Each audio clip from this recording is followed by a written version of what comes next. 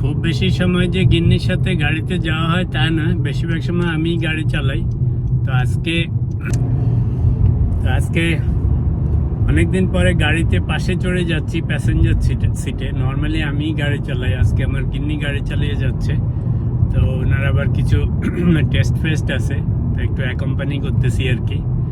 তো যাই হোক, আমি আরামে বসে বসে যাচ্ছি, এটাও সবসময় হয় না। তো আজকে আমার গিন্নি চালাচ্ছে, আমি গাড়িতে বসে বসে ভিডিও করতেছি। আহা, প্রাণে মানুষ আছে প্রাণে, তাই হেরি তাই সকল খানে। প্রাণে মানুষ আছে প্রাণে, তাই হেরি তাই সকল খানে। দেখে শুনে চালা। বউদের সাথে গাড়িতে যাওয়া খুব টাফ, কারণ সাধারণত ওনারা তো তুলনামূলকভাবে নবীন ড্রাইভার, আমরা তো বেশি পাকা। 11 বছর ধরে চালাচ্ছি। 11 বছর আর 15 বছর যাই চালাই, কিন্তু পাশে বসলে বুকটা দুরু দুরু করে। চিন্তা করো, তুমি যখন গাড়ি চালাও তখন আমার কি হয়, আমি চিল্লাচিল্লি কেন করি? আচ্ছা, যাই হোক, তো এখন গিন্নি চালাচ্ছে, আমি তো আল্লাহর নাম করে করে যাচ্ছি। তো এই সাবধানে চালাই হোক। এ তোরা খুঁজিস তারে কাঙাল বেশে দাঁড়ে দাঁড়ে, দেখা মেলে না তোরা রে ধেয়ে দেখ রেচে। তো সুবিধা হচ্ছে যে অ্যাকচুয়ালি মজা আছে। আমরা তো সবসময়, আমি নিজে গাড়ি চালাই যখনই বের হয়, তা আমার গিন্নি বা বাচ্চারা থাকে, সবসময় আমি চালাই, ব্যস্ত থাকি। তো এখন বেশ রিল্যাক্স মনে হচ্ছে, খুবই মজা। এখন থেকে মনে হয় তোমারই গাড়ি চালাইতে হবে বেশি। ভেরি গুড, ভেরি গুড, তুমি ভালোই চালাচ্ছ মাশাআল্লাহ। তা আমার বাচ্চারা কি করে আমি গাড়ি চালাচ্ছি, ওরা যদি নিয়ে সারাক্ষণ চালায়। অবশ্য আমার গিন্নি 10-12 বছর ধরে চালায়, মাশাআল্লাহ, রেকর্ড ভালো। এই দেখো, হ্যাঁ, এটা দেখো দেখো। ওফো, তুমি তো রিল্যাক্স। ওকে ওকে, রিল্যাক্স, আমি তো I am at the control. Passenger সিটে বসা খুব টাফ। তো এখন এরপরে যখন আমি চিল্লাবো তোমার গাড়ি চালানোর সময়, তখন তুমি আর আমাকে কিছু বলো। সব সময় তো আমার উপর চিল্লাচিল্লি করে, আজকে আমি চান্স পেয়েছি ম্যান, দেখে শুনে যাও। আচ্ছা আচ্ছা, ওকে ওকে, কাম ডাউন।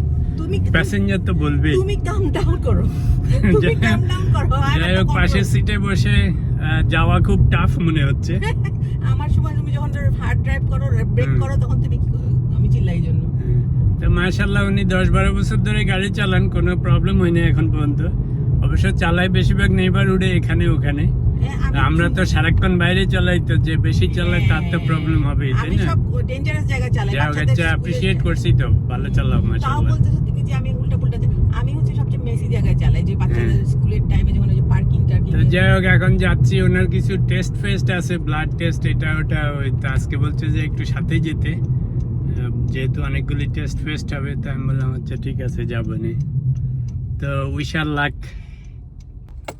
তা আমরা চলে এসেছি, এটা রিডো ভ্যালি কি মেডিকেল সেন্টার। এখানে সব রকমের টেস্ট ফেস্ট করে। এখানে আমরা গামা ডাইনা কেয়ার। আমরা গামা ডাইনা কেয়ারে যাব। যাই হোক, বেশিরভাগ জিনিস আমার গিন্নিই জানে, আমি আজকে আসছি একসাথে, সঙ্গ দিচ্ছি, দেখতেই পাচ্ছেন গাড়িতে বসে আছি, যেদিকে নিয়ে যায় সেদিকে যাব। তো যাওয়ার সময় তাহলে তুমিই চালিও না, তখন আমার ব্লাড টেস্ট হবে না। ও আচ্ছা, আচ্ছা ঠিক আছে ঠিক আছে, পার্ক করো ওখানে আশেপাশে। বউরা গাড়ি চালিয়ে নিয়ে যাচ্ছে, এটা মজার অভিজ্ঞতা, কিন্তু সারাক্ষণ হার্টটা হাতে নিয়ে থাকতে হয়, এটাও একটা বড় ব্যাপার। পার্কিং আছে, ওই যে স্ট্রেট আছে একটা। ওকে, এই যে এটা হচ্ছে ডাইনা মেডিকেয়ার। ঠিক আছে, যাই এখন। ব্লাড, এটা সেটা, হাজারো জিনিস দিতে হবে, এক্সরে, এমনি সব ঠিক আছে, খালি একটুখানি টেস্ট ফেস্ট করার রুটিন। ঠিক নেই? আচ্ছা, ঠিক নেই বলে, ঠিক আছে। এইটা হচ্ছে সেই গামা ডাইনা কেয়ার, এখানে সব রকমের ল্যাব টেস্ট ফেস্ট করে। তো এখানে আবার লাইন দিয়ে থাকতে হয়। আমার গিন্নি আবার অনলাইনে লাইন দিতে পারে নাই দেখে 1-2 ঘন্টা আগে হেলথ কার্ড দিয়ে গেছে, এখন ডাক এসছে। তো ডিসপ্লেতে সিরিয়াল নাম্বার এবং নাম দেখাচ্ছে, আমাদের নাম হচ্ছে 2 নম্বরে। তো এখন ওয়েট করতে হবে যতক্ষণ পর্যন্ত ডাক না আসে।